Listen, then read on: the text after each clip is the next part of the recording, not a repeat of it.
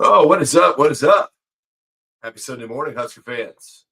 For your 2-0 Nebraska Corner Huskers, I am Matt Versall. Welcome in to Husker Hangover. Thank you so much for joining me this morning. I think we got everything up and running. My YouTube folks are there. If you want to watch on X, I took the hit. It wasn't that big of a deal. But and we ended up getting the X account, so you can now watch on the Husker Hangover X account as well.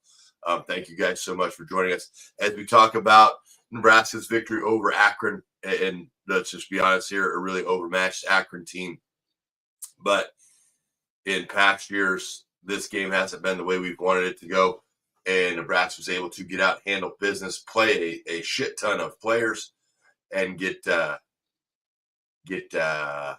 lot of guys experience and a lot of guys playing time. And we kind of saw what the future of Nebraska football would look like, which is what these games are for. Okay. My biggest takeaways from the game were that we kind of have a mindset and a mentality that we were very focused from the start. I know that sounds not that important, but when you have a team you should beat or you should come out and demolish, it's one thing to think it, it's another thing to do it. And these games scare the shit out of coaches because they're not quite sure how they want to get that done. But Nebraska able to go out and handle business in a convincing way. Yardages we haven't seen in quite a while. 728 total yards of offense for Nebraska. And we got 69 viewers. So if anybody wants to stop, I'm good with that. It's great. Way to start a Sunday. I'm that guy. Rush yards were great. Pass yards were great. Emmett Johnson, outside of the fumble, looked really good. Nothing but positives to take in the game, but also things that you should do. Our whiteboard update for those of you that have been to Paisans and come in and eaten. I have an entire dry erase wall. So our good friends at Fine Line Painting, probably the first show sponsor, are going to come in and help hook me up, take care of that. So we will. Yes, John, I did not get the whiteboard that you sent. We're going to use the paper for one more week. My guy Jeff will get us tight and right. We will be able to write over the whole expanse of the wall. So yes, we will get that handled. Dylan Raiola, thought looked crisp on some things, made some throws. One of my things that I always saw last year was we were trying to just kind of ease balls in. He fit some footballs into some tight windows, made the right throws, did a lot of good in that game. From a defensive perspective, I think you saw it was a great confidence building game for them. Their twists and their stunts were a little bit tighter. You could see them get home. The two of the three movers on the thing are distractors. So you get two guys that move across, they distract the offensive lineman, and then the loop back around. They were able to get home, get a lot of pressure. Overall, it's Akron. This is what we're supposed to do. This is the way it's supposed to go. And we were able to do that. Our good friend Mike, even though he is a Florida State fan, says the Noles put up 77. Huskers dropped 68. Gators lost. All is right in the world again. I'm sure quite a few of you would throw in there that Iowa lost as well to make it for one of the better Saturdays that has happened in Nebraska in quite a while. I hope you had a fantastic time watching the game. Those that went down love to hear about the atmosphere. But I was impressed how many people stayed for as long as they did, but they made it and they did their thing. So shout out to Nebraska, 2-0 team. I have no clue about the team next week. I don't even know. I didn't even know that was a team. I'll be honest with you. But we are what we are, and we are onward. I'd love to hear from you guys. One of my guys not my guys, but pretty hard on this player. I thought Gunnar Gatula had a really good game. Technically, they cleaned up a lot of stuff in what he did in a week. So shout out to Donovan Raiola. They highlighted it quite a bit on the broadcast that he was able to get a great double team block. He was able to shove down, and we make sure that we get that down lineman secure. Then you can go up to the second level. They creased Akron all night on it. It was a very simple play. but it was great to see it executed as well as they did. The rest of the offensive line, I thought, played really well. Latowski will probably have to break the little mini trend that he has of getting a penalty early in the game. But the kid's aggressive, and you'll take aggression. Steady over at right tackle, kind of being just an anchor over there. Rocco, crazy steady in what he does. Evans doing his thing. They're still finding his way a little bit, but that's the great part about the way the schedule structures happen. If you can get the schedule structure right, where we have a tougher opponent than we're probably the first, and then you move into a couple lessers. That's okay. For where we are right now, we're not to the level where we want to jump in the deep end of the pool. We jumped in the middle of the pool, regressed back a little bit, got in a shorter end of the pool now here on these two, and then we'll have Michigan coming up for that game on the 20th. So progress was made from a coaching aspect. Those of you that love special teams, okay, they are right on the precipice of doing some really good things. Shout out to my guy, Jake Dennis. Jakey played for us over at Scott. He was the snapper for Akron. He did a great job. Their punter and kickers had a tough day, but not my pig, not my farm. I don't have to worry about that. That was good for us. Created a lot of short field opportunities. But when they did have to punt or kick, which they did quite a bit of, you can see if you go back and watch the game, okay, there's, I believe it's a punt. Could have been a kickoff, but Barney, maybe to start the second half, Barney catches the punt, and you see how everything is set up. Okay, if you watch special teams a lot, I love special teams. It's one of my favorite things. Oh yeah, shirt today. New coach, everybody knows the rule. The special teams set up on that, right?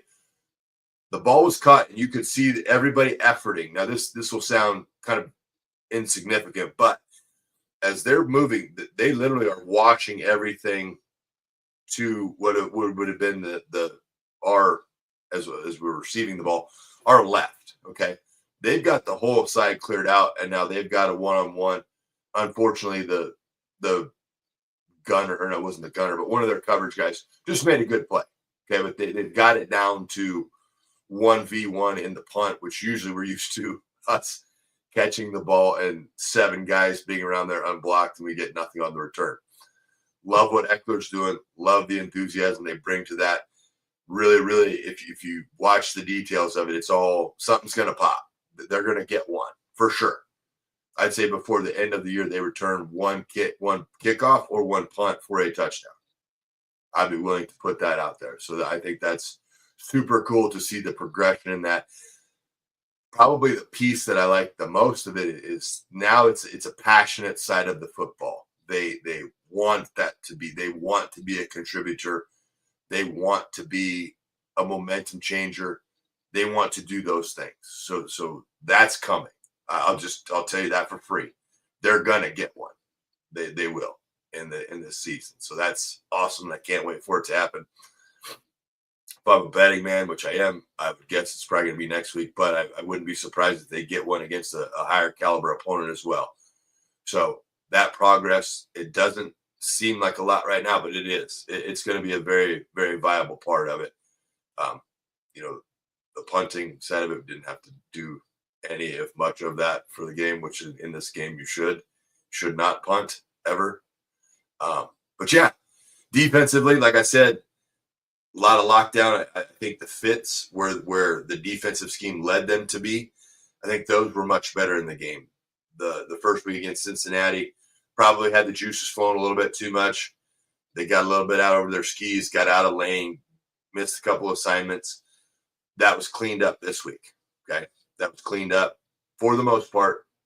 Which sometimes when you get an opponent that isn't quite to the level, you can get lazy, you can get lax. So I thought the focus on that was good from Nebraska.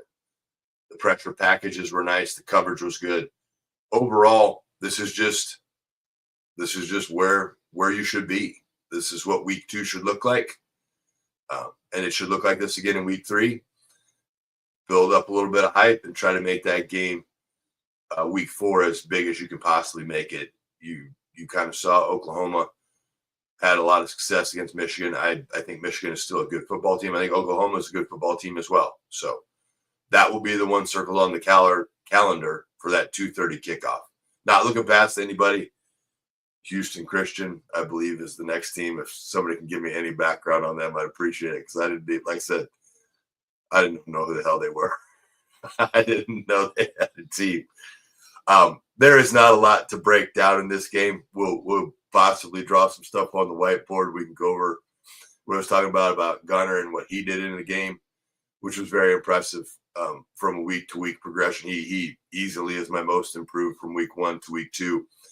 But fire questions, fire comments, fire all those things. All right, let's just get into a couple here as we go at it. We got everybody up. Iowa lost. That is awesome. All right. WBD3 says Nebraska had 87 punt return yards last night. Last year they had 73 total. Yeah. Like I was talking about, the little intricate details of those, and not just them, like, to get those things set up, there's so much work that has to go into it. There's so much different preparation, like the return guys put back there. I don't know. I wouldn't mind seeing Caleb Benning back there. I think that's a nice way to get him integrated into the team. He's got some elusiveness.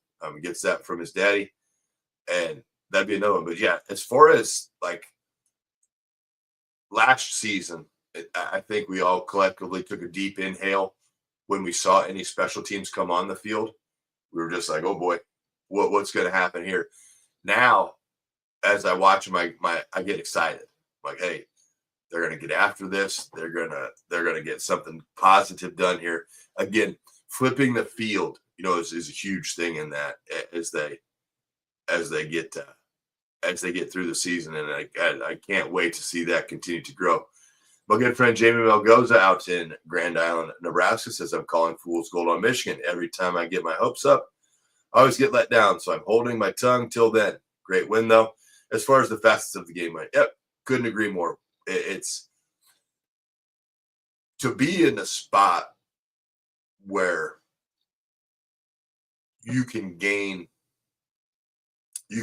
depth. Okay, so these games, your lower tier game, okay, where it seemed at times Nebraska would have what was perceived as this game come about, and then it would be tighter, and we couldn't get guys in, and then you don't know what's going to happen, right? Like you didn't know. So now you are now setting yourself up for long-term success when you play this many players. Okay.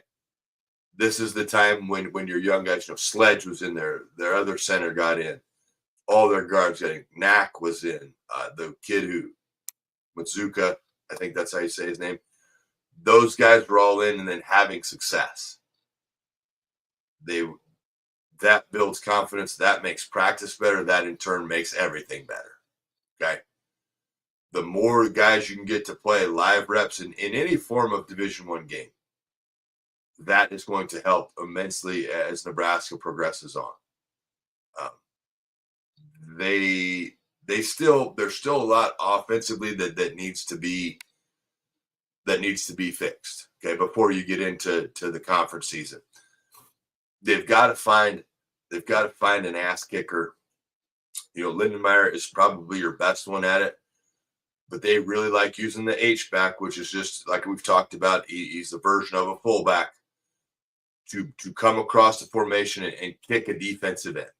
Okay, so no problem with it at all. Think the concept is great. Oh, good point, Mike. Yeah, Van Poppel did block a field goal, but to get that guy where he can come across and he can kick that guy out forcefully, because that's from a defensive side what he is for Akron. He's their crutch player. He's their edge setter. He can't let anything get inside of him or outside of him. So he's got to bring contact to the party. So Lindenmeyer's good at it. Carter Nelson had a good one later. Heinrich still needs to work on it, but it's something he's getting used to, right? It's not a natural thing. He's moving from quarterback got to take some more live reps for him as he goes across the season. Okay? Those are things that I look at them getting better at. Rex says, and this is a great question. So why does Rule seem to call timeouts when opponent needs it most? Some guys are great at that phase of the game. Okay. I think the reason Rule calls timeouts and what we would view as a time that gives the opponent a break is that he wants to make sure that they understand like magnitude of the situation. And they have the luxury in this game to call that timeout. So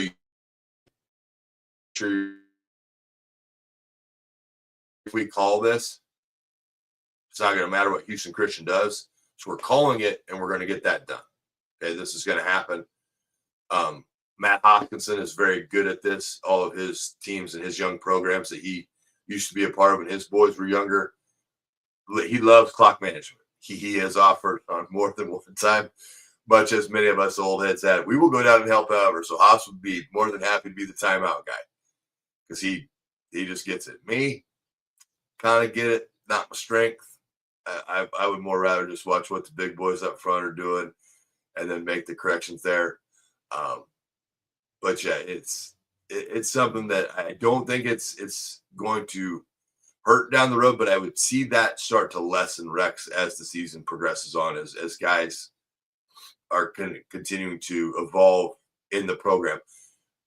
It is a thing too, where the evolution is, hey, we need to learn how to win. So to take those timeouts and put those things out there, to make sure your players, everybody's on the same page, leave nothing to doubt. I think would be his definition of it. Kent the Barber up in Norfolk, because we finally have perimeter blocking on punt returns tonight. Yeah, they're good. I mean, there's a reason X one of the perimeter, him leaving Tennessee. I don't think Tennessee wanted to get rid of him. But sometimes you get called home, and that's the way it goes. But that passionate guy touches every side of the field. It's awesome. They're going to get one, at least one. I better stick with one. They're going to get one for the rest of the year. Thank you, Robert, for the clarification there from Houston, and they're Christian. Yeah. I'm just, it's been a hot minute. It's been a hot minute since this kind of like excitement, I would say, from my aspect, like watching the technical side of it, like watching as they evolve through things and they're able to clean up details like week to week. I had my own set of notes. I try to provide you guys with as much information, but I don't want to bore you at all. And so I go through all these things. I look at it and I said, okay, so week 1 to week 2, what do I want to see? And one of my main things was continued progress in special teams to see those set up. As you can tell, I'm super excited about it because I think in 18 minutes, I brought it up 3 times. Technical issues on offensive line was my other one.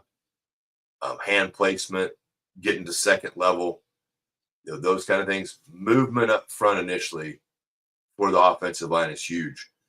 Quarterback continuing to evolve was another one. I thought Rilla did just that. Run after catch, which we were in position to do that. We had some really nice catches during the game, I'll be honest. There's a nice one-handed catch on the sideline. We were able to catch the ball, then progress down the field. You saw some of the talent that they had in the game. God knows we saw all of it. So those type of things where I'm not just going to catch it and fall down. We're going to catch it. We're going to get after it. That's the deal. If we look at offensive line, when 2-3 yard plays become 15, 20 yard plays, all of that is levels. Okay. So if the offensive line, whose main responsibility is to get displacement on level 1. All right. So those double teams they had last night, we get 2-3 yards of movement in that. Okay. Doesn't seem like a whole bunch to anybody watching, but that 2 yards now, you make the linebacker uncomfortable. Okay. if your linemen, as they go through that, have proper technique, now they are able to then get to the second level because they're under control. They've got movement under control. Their feet are still good. Their hands are in the right place, and their eyes are on level 2. When you get to level 2 as an offensive lineman, now your back, his first move is made against a safety or a corner, and now you've done everything you can. The rest of it is on them.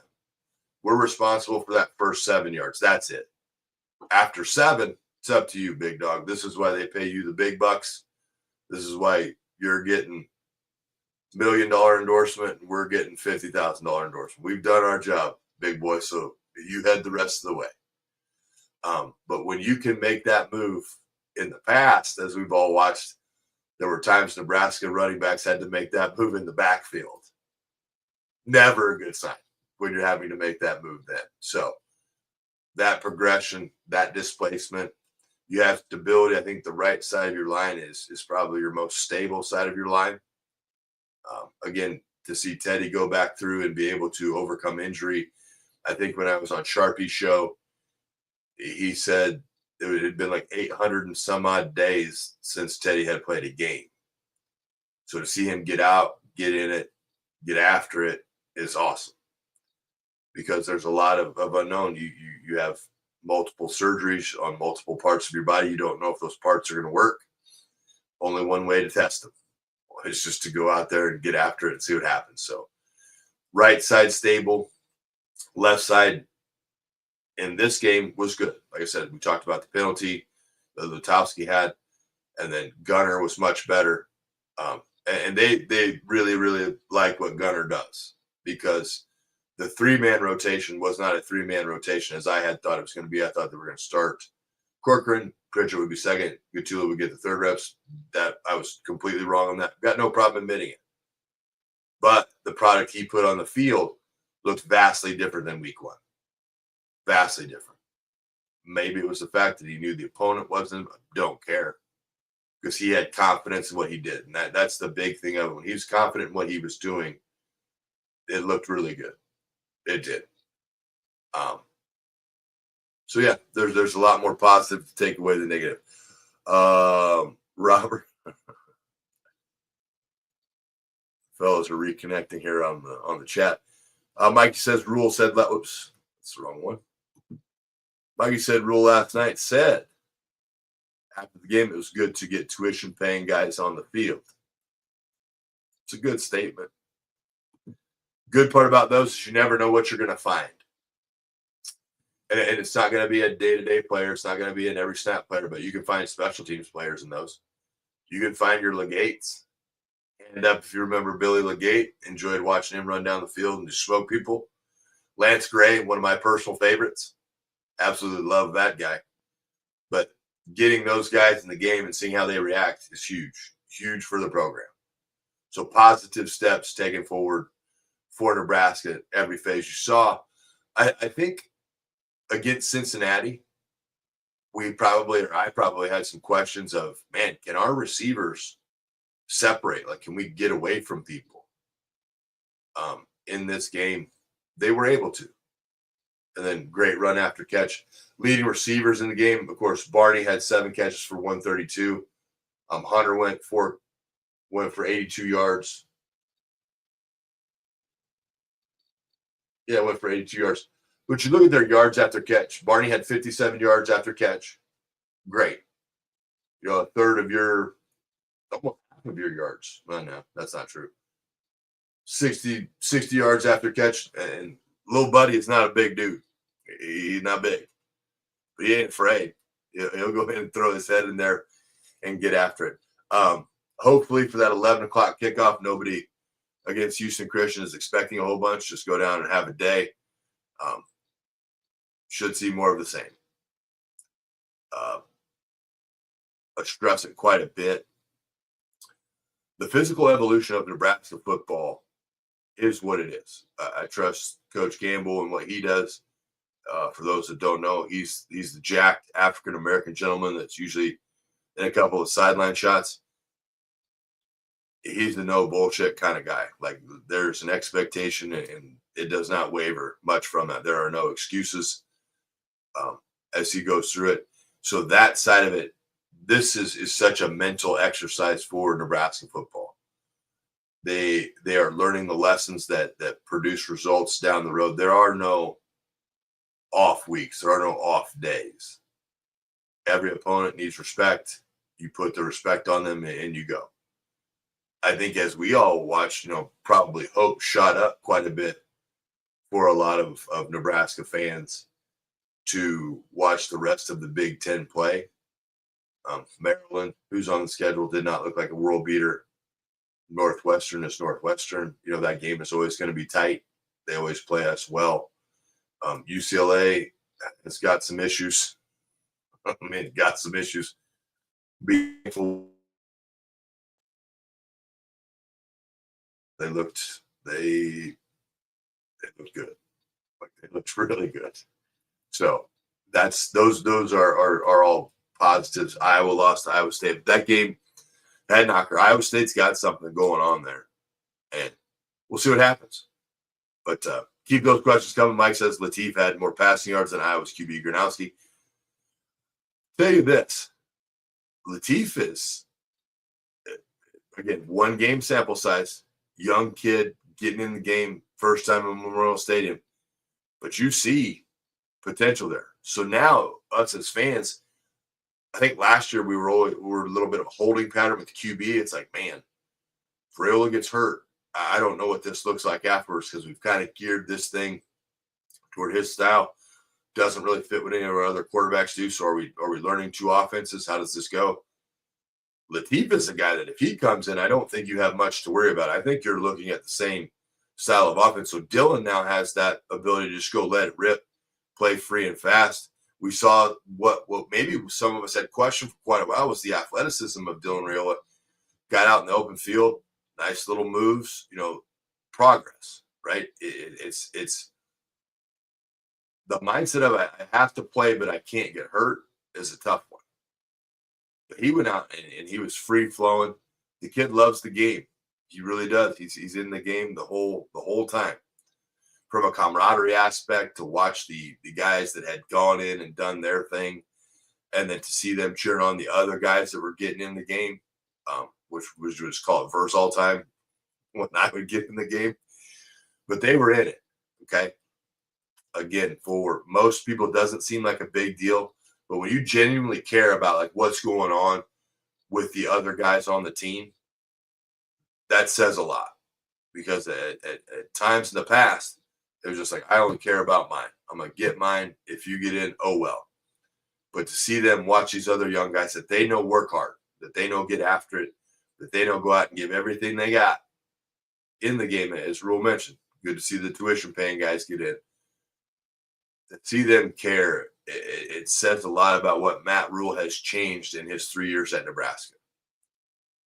They are closer, as I said in our first show, to being a true team than they have been in a long time, like in a really long time. The reason that factors in is this. If I only give a shit about what I'm doing, I should not be on the team. I don't understand the concept of football. I don't understand the value of football and what it means to acknowledge somebody that works just as hard, maybe not be as talented as I am, but gets that respect. Okay. Connor Booth got his first carries. The Ives kid, who's a little bit thick in the trunk. I have no problem with that. That good inside the tackle, short yardage guy. I'm in for it. Okay. But now that running back question, right? Who's our backup running back? Who do we put in the game when we need to? So Johnson went for his 140. Ives had 4 for 34 and a touchdown. Kind of hit it and split it. I'll put that play up as we get a little bit toward the end of the show. But the other thing is that when you get into these games like this, you can work on what your core is. Okay, I think Nebraska really likes the double team H-back or fullback kick out. Okay, it gives them a chance to head one direction and go back the other way. They ran a really nice, what the bougie people will call a split zone. It's 3 C's, Tim. It's 3 C's. He is thick with 3 C's. They ran a split zone concept, okay? And maybe we'll just draw this up. All right. So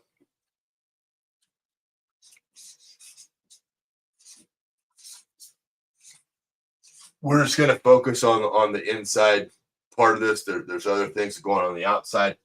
They had an advantageous lineup for what Akron did. All right. But you have a split front, so nobody covering the center. All right. So now we've got natural angle on blocks, which is great. Okay. So Evans, now I could be going the wrong way. I do that at times. I've got some other stuff going on game days, but the concept stays the same. Okay. So what Evans Jenkins was able to do is clear this way. Rocco was able to clear that way. And now you've just created this. So it's a great call by Holgerson. Whoops. We're going to just eliminate that guy. This is out of the gun. So we get a split zone set up. Sorry about the focusing in and out. We get the split zone set up. And now we've got the crease in the middle. Okay. Snap comes back.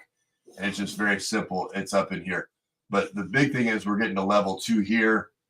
I think if I remember right, they let him be, and we got here like that. But that split, it's a split concept where one half is going one way, one half is going the other way. And then we just open up the middle. So it was a great job by these two guys of being able to get up to backer on that next level. So that, if they can make a steady diet of using that play against any open, like an open front where you have an even front, where you have 4 defenders, 4 defensive linemen, if this can be your bread and butter in like a 3rd and 4, 3rd and 5 situation where everybody and their dog thinks you're going to pass it and you hit them with this, it's great, because 3rd and 4, 3rd and 5, if these two backers up here, if the scouting report has said, hey, they're going to throw this, they don't have that run capability in this down and distance. They've done it for years. This is how it's going to go. To empower the quarterback, right? If he comes up to the line, I'm guessing, and I'll probably make a couple calls here and see for sure, they're probably sending 2 plays in. Okay, so this is our 3rd and 4 pass. This is our 3rd and 4 run. Dylan, you decide when you get there what's going to happen. Okay, so if he gets up and he sees this, wider linebacker, we would like to throw something in this hole. This linebacker now. This linebacker now is a problem for me. Okay. So he's looking at this front saying, man, we can hit him with this A-gap split zone. So one goes one way, one goes the other concept. All right. So that he can just give a word call to the lineman. Now they know passes out the window, not doing that. We're going to crease this thing up the middle. And that's awesome. Like when you trust, like that's a trust factor. So I love Holgerson currently because I think he's really taught concept to them. He hasn't taught them, hey, this is the play. You run here at 4 yards and turn around. You do this at 7 yards. You block this guy. They're saying, hey, we're doing this because of this. When you get into that level of teaching in the game, that's when you know you're cooking. Okay. It seems like that would be everybody's expectation at every level of sport. It is not. It 100% is not. The teams and the coaches that are consistently good, perennially good at football, coach this way. They coach concept. They coach scheme. They coach. You have to be smart because guess what? My old ass standing over here on the sideline cannot go in the game. And my time has long since passed. So I've got to pass my knowledge on to you so you can interpret this and then you can make calls. When they have discussions on the field or off of the field, like a timeout, there was a sideline shot from the TV broadcast where Raiola and Holgerson were having not just a yes, sir conversation. Okay. Dylan brought his point, said they're doing X, Y, and Z. The lip reader in me, because one of my grandmas had some hearing issues, so I had to learn how to lip read because she couldn't really talk. But he was telling him, hey, this is what's going on. Holgerson was like, that, I know what we got to do. Here's what's going to happen. And then I think the next play that they came out and ran after it got 7-8 yards. Okay. That free flow of information and conversation it's a big deal. Like, it makes me happy. So the progress here, in the past, we've gotten happy with little things as we talk every Sunday morning. You're watching this, you're like, oh shit, I'm gonna be happy about this because I don't have much to be happy about. But the things that they're doing up there in 3 years is crazy. I said when the other regime was in, the biggest thing that they have to worry about is not an X or an O. The previous regime needed to work on the people. The people in the building did not understand the concept of Nebraska in football. They understood the plays that you had to run, and the plays that they designed were great. They really were. I've always said the previous guy's an amazing offensive mind. He is. And get as a head coach where Nebraska was at the time, they did not have the discipline. They thought they were running the show, and we saw the product on the field. Okay, what Rule has done is he's come in and he's changed their brains. He's taught them if we want to succeed, if we want to be great, this is what has to happen.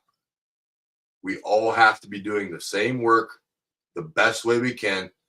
And we got to understand that we cannot succeed individually in this ultimate team game, this ultimate life game. We have to get better at just being, honestly, good human beings. That's the biggest change in the 3 years in the 2 years and 2 games that Matt Rule has been here. He's got them believing in self. He's got them believing in concept, which is great. It's what has needed to happen in Nebraska for, I'll say, easily since Bo Pelini left. We just want to put it on the table. When Grandpa Mike came in, the inmates were running the asylum. Like, it's just, they would, the staff would make suggestions, give like, we ain't doing that, dog. We're doing this. So these are the things that just me as an outsider who's, honestly, I'm an alumni, I'm a fan, but I'm becoming more committed. Through the years, it was tough for me to watch and cheer for Nebraska. So I'm like, hey, I'll do a lot of things in life. I've done a lot of dumb shit, okay, and live to tell the tale. But one thing I will not do is care more about what you're doing than you care. If I watch a game and I feel you don't care, why the hell would I? Why am I committing time to this? Right? You are at the point of the best time of your life. And if you don't give a shit, I sure as hell ain't giving a shit because I got other shit I can do. But now you're seeing them believe in self. You're seeing them genuinely happy for everybody around them. You're seeing a coaching staff that coaches them hard but loves on them. And that matters. Because nobody wants to get their ass chewed 24/7, 365 for no end game of it. But you have a good core set of people that get it. Matt Rule has the gift. You get him on a mic and a podium, and hold on. He's a preacher's son, and he gets to the pulpit, and you better strap in because you're going to get it.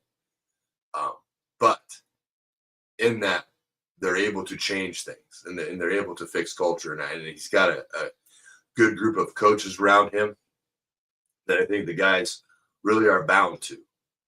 And those are the big things outside of just looking good, doing the things that you're supposed to do in these games currently. But I can't wait for the conference season to get here. Like, I'm excited to see how this now translates to the next level. All of those shot in the foot moments, this core stuff that you work on eliminates those.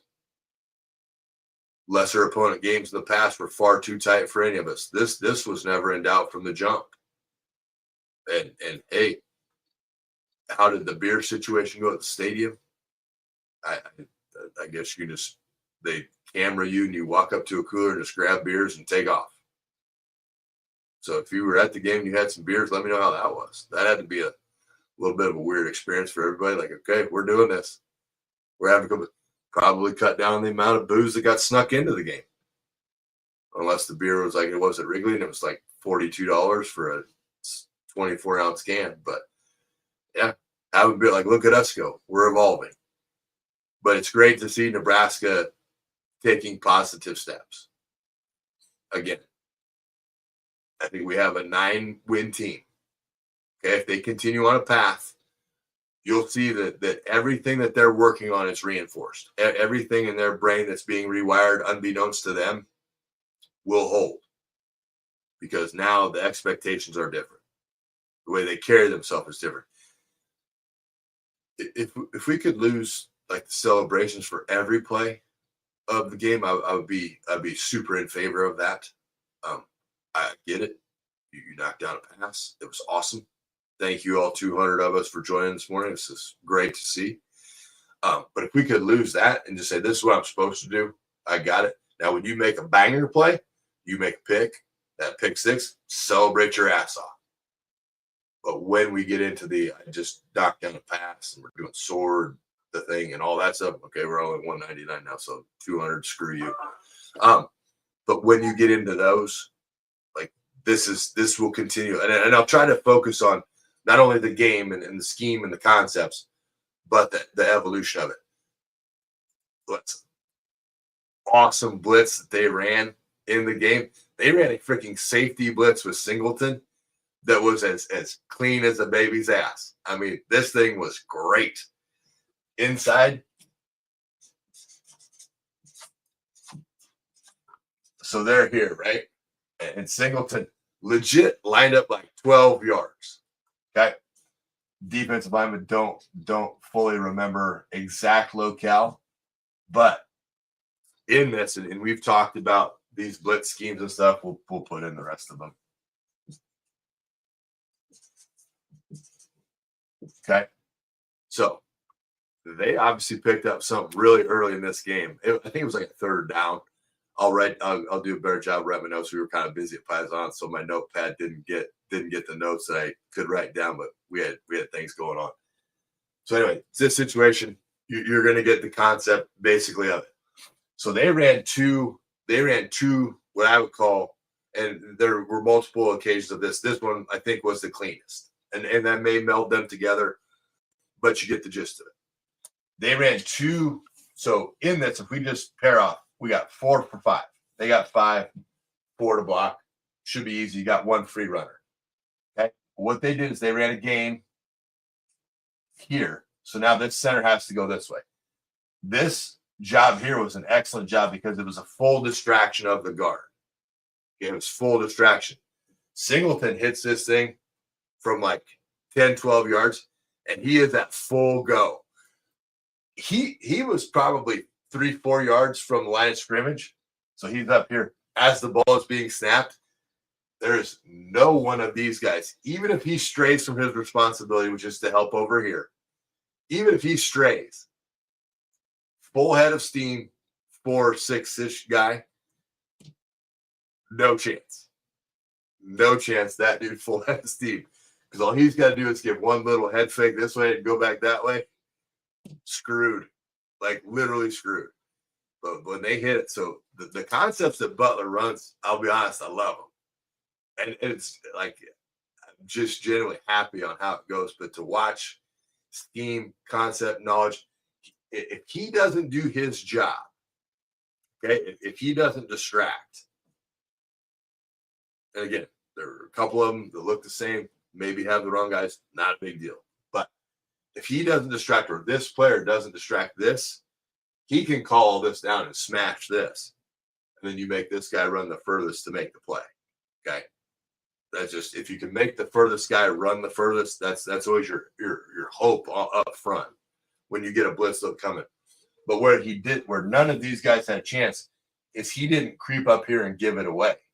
He wasn't standing like 2 yards from the ball, which you get a safety standing 2 yards from the ball and you're a center. You're like, thank God. Thank you for coming up here and just blowing this, because now I don't have to worry about your speed.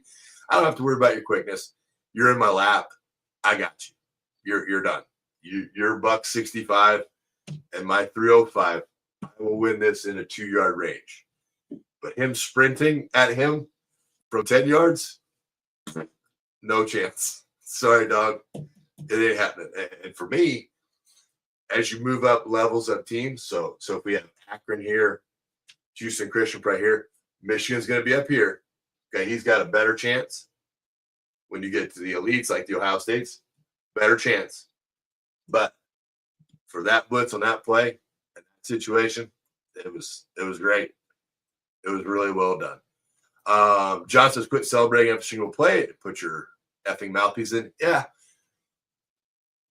I think like back in the day, they would say the mouthpiece was it had to be in because it helped prevent concussion. We were basically just wearing a rock on our head like old school guys that played those pads.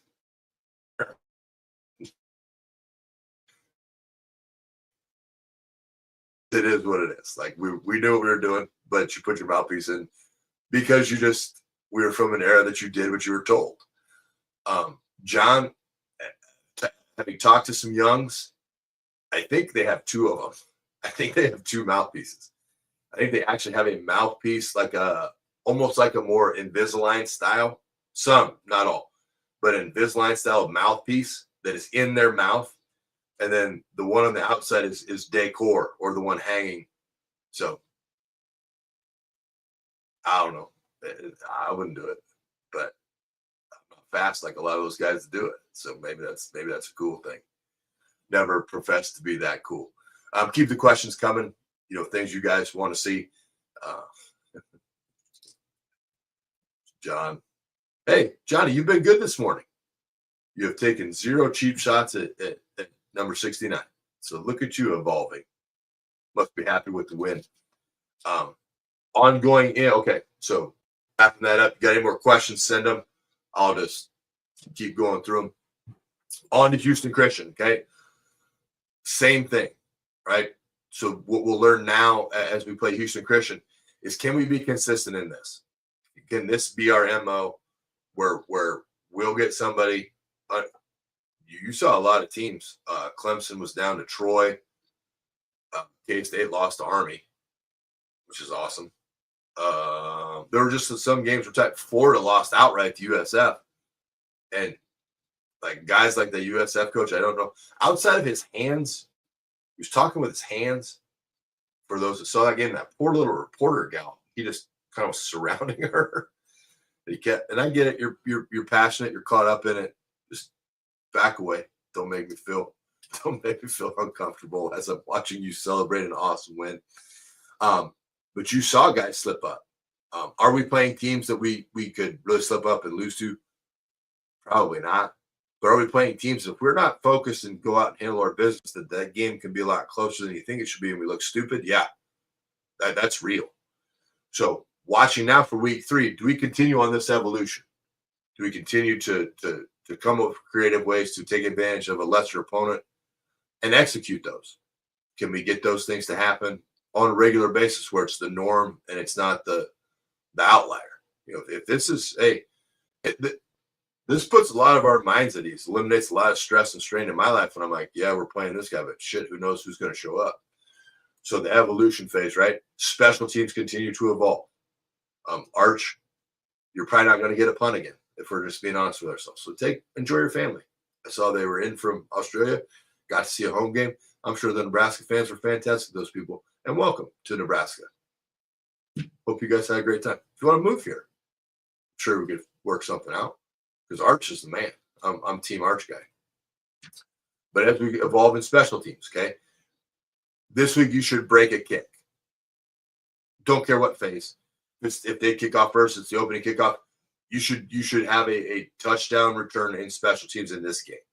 Okay, this game is a game where it can happen, and then you really like those guys get hyped and they really believe everything that's going on, and now you can just really continue to evolve in that phase where if you can waste somebody's prep time on we have to be ready for all of Nebraska's special teams. I think WBD3 brought up that Van Poppel block was like, hey, this big oaf in the front, he's going to get one. He's got a great push to him. When you block one, hey, when they punt, you better watch out for Barney because he's slight, he's quick, he's agile, he can bust one. So now I'm wasting your practice time. A lot of that is true. We would do things in all of my coaching stops where it's like, hey, do we really have to do this? Like, this is kind of cheesy. It was like, nope, because they're gonna have to waste 5-10 minutes, half an hour on practice time in a week on it. And that's good enough for government. So away we go. Offense, continue to bully this next opponent. Okay, that chest gets a little bigger, you walk a little taller, head's held a little higher, and away you go. Okay, but bully a lesser opponent. It's okay. They're getting paid. Their school has sold them off. You're going to play them. We are getting a check to build our program. Welcome to business. You are a foot soldier. You are going to do this, and good luck. We wish you all the best.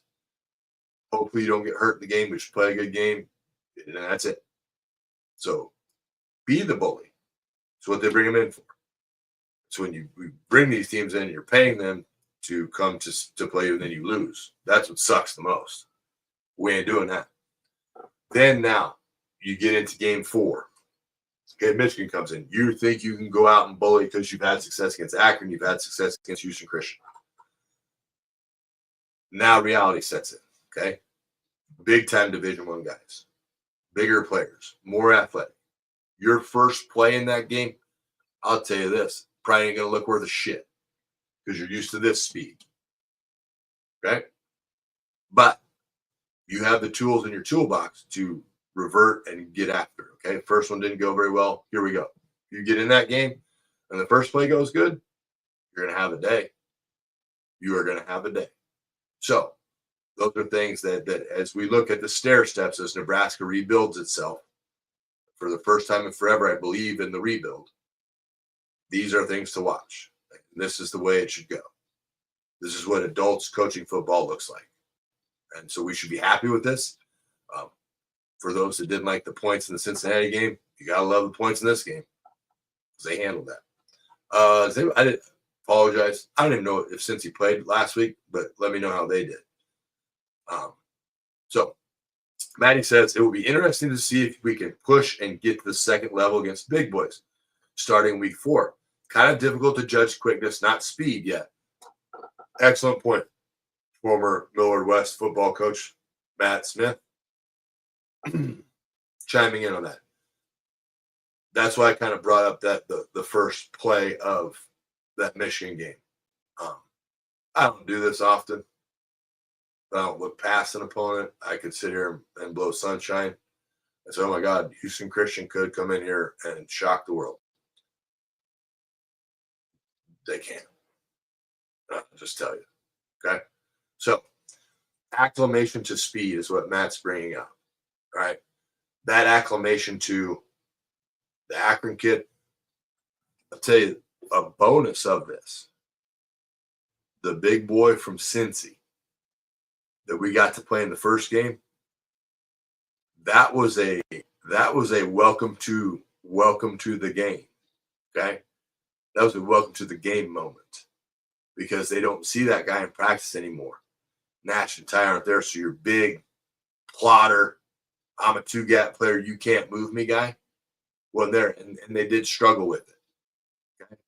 But the thing with that, when you can take that experience and you can put it in the memory bank and say, okay, we played against one of these, and we both got action with him because he moved sides. Right? So I had time to think about that. When the better teams come in, now we both have one. Okay, we both have experience with it already, but now we both have a guy where we've got to resort back to our toolbox. We've got to figure out, hey, this worked against Big Boy from Cincy. I'm going to start with that. I'm going to see how that goes. Okay. Then if that doesn't work, here's what I went to next. Here's what I went to third. And Holgerson will then be able to game plan that and say, this is what we need to work on to make sure we can do in this game. Right? So that's the chess pieces of the game. What I'll be watching from the offensive line is that bad habits aren't established against Houston Christian. I thought technically, and I'm just using this as game 1 and game 2 as a point, this is what I do. In game 2, we didn't get sloppy with our technique. Okay. Outside of Lutowski, his penalty early, I think there might have been one more offensive line penalty late. But thanks, Robert, since he won 34-20 over Bowling Green. All we need to do them is win. Kind of like it's like PowerPoints in high school football. We'll play you, and you may beat us. That's fine. But you just keep winning. Because if you win, we look better. If we beat you and you keep winning, now we look great. So, yeah, since you just keep winning, go raise hell in the Big 12. Go do your thing. But technique in the Akron game didn't get sloppy, and it didn't get out of control.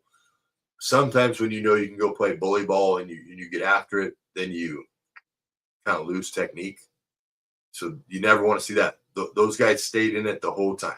They really did. They did a great job of that. So that was awesome to see. Sorry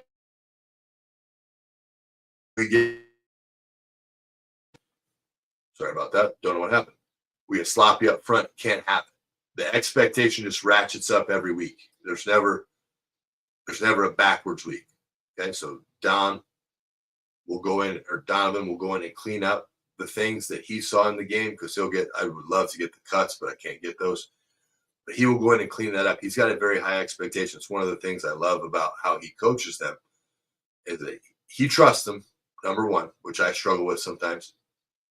But he is on them constantly with technique issues.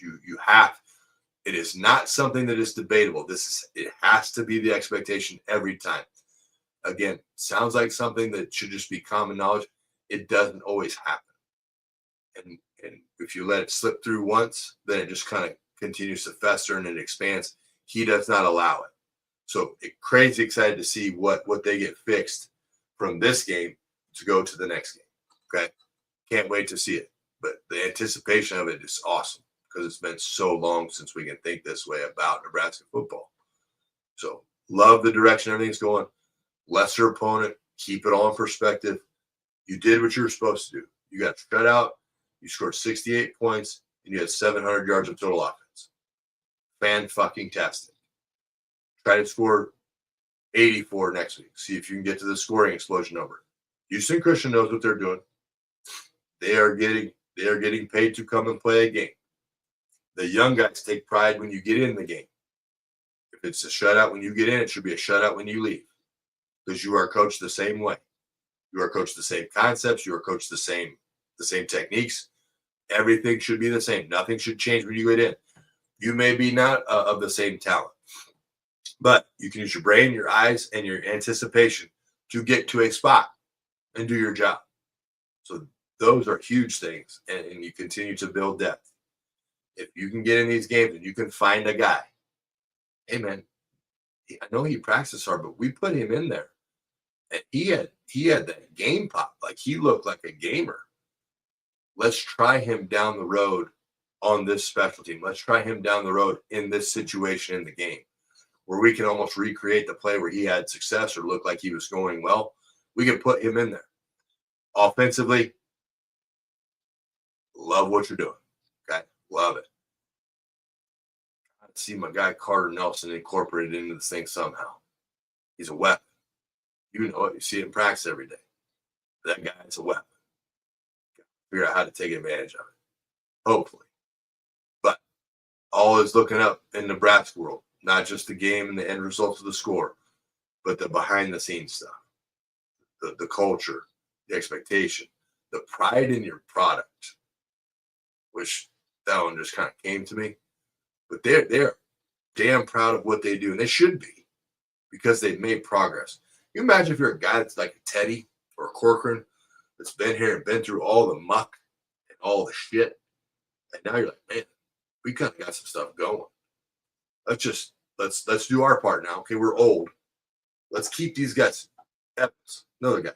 Let's keep these guys locked in. But as we go through this, let's make sure these young guys understand. Hey, we've been on the other side of this, and it sucks. It's terrible. Okay, this is what your college experience is supposed to be like. Let us continue on this path. If I see you slacking, young guy, I'm going to let you know. And then when you don't care what position, right? So if you see a young receiver slacking in an offense, say, hey, that ain't it. Because it gets tired of patrolling your own guys. It gets tired. It's like, hey, man, I'm around you guys all the time. I don't want to bust your ass. But so now you have a self-patrolled unit. My brother's keeper, his expectation of him is my expectation of me. If we keep rising that up and hold each other accountable, now you change the direction. Is this a CFP team currently? Our team? No. But can it evolve into that this year? I'm not sure. But can it evolve into it over the next 2 years? Absolutely. Because of what they do with the people, the way they get out and sell the product, and just those little things. Progress is being made. I know we played Akron. We did what we were supposed to do. And it's been a hot minute since we could say that on this show on our Sunday morning. I love you guys. Thank you all for participating. I have got a new gal. She's starting to serve today. She was incredibly nervous. It's 9 o'clock, so I'm going to run over there and I'm going to get her started. When we get into Big Ten season, okay, I'll try to do it live.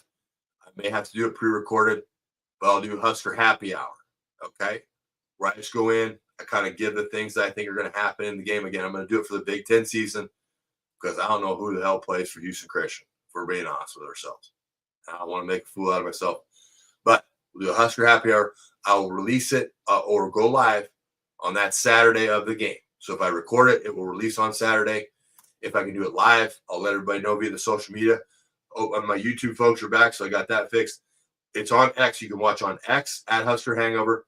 You can watch on YouTube, the Matt Verzal podcast, or you can watch here on the Facebook page with Husker Hangover as well. So that's a thought I have. I'm going to put it together. I'm going to get it. We'll see what happens. But that Saturday of the Michigan game, I will probably have to record that one. Okay, so I won't have the interaction because we have a reunion of a bad bunch of sons of bitches from the 1995 National Championship team. And I cannot wait to see the fellas and tell dumbass stories and make fun of each other and just have a night. So we will be doing that Friday night. Legit. Could be hungover. If I can go live from the tailgate, which is not really my MO, but I got a shot luge in the freezer right now at Paisan, so that might get a little weird. But hey, we're human beings and we're old as shit now, but we were damn good in the 90s. I'll see you guys next week. Love you guys. Thank you so much for hanging out, and we'll talk to you next week on Husker Hangover.